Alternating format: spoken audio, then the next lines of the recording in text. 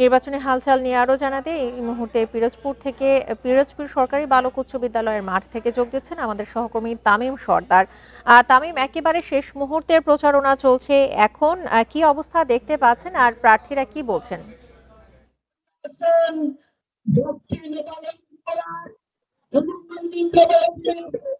আছি পিরোজপুরের মঠবাড়ি আর পিরোজপুর ৩ আসনের মোস্তফা খেলার মাঠে।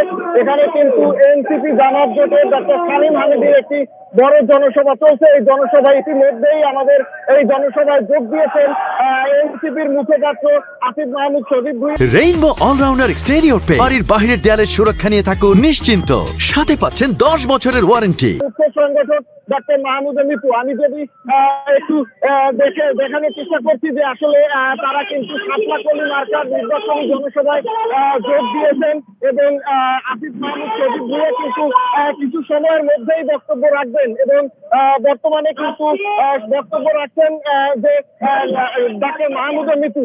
আমি একটু জানিয়ে রাখি যে পিরোজপুর ৩ মঠবাড়ি আসনটি 11 দলীয় জোট যে প্রার্থী হচ্ছে সাতলাকলি মার্কা নিয়ে ডক্টর সালিম হামিদি আসলে নির্বাচন প্রার্থী হিসেবে প্রতিদ্বন্দ্বিতা করছেন। আমি এই মোস্তফা খেলার মাঠটি আসলে কানায় কানায় পূর্ণ হয়েছে এবং এখানে কিন্তু আসার জন্য আসলে সকাল থেকেই এখানকার সমর্থকরা কিন্তু এই মাঠে অপেক্ষা করতেছিলেন এবং দীর্ঘ অপেক্ষার পর কিন্তু আসিফ মাহমুদ শহীদ ভুঁইয়া এবং ডাক্তার মাহমুদ মিতু কিন্তু এখানে এসে পৌঁছেছেন এবং তারা কিন্তু এখানে পিরোজপুর ৩ মঠবাড়িয়া আসনের 2,41,000 ভোটারদের উদ্দেশ্যে কিন্তু তারা আসলে বক্তব্য রাখবেন এবং তারা পিরোজপুর ৩ মঠবাড়িয়া আসনে ডাক্তার শামীম হামিদির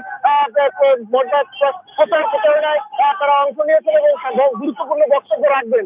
এই ছিল আমার কাছে পিরোজপুর ৩ থেকে নির্বাচনী প্রচারণার সর্বশেষ।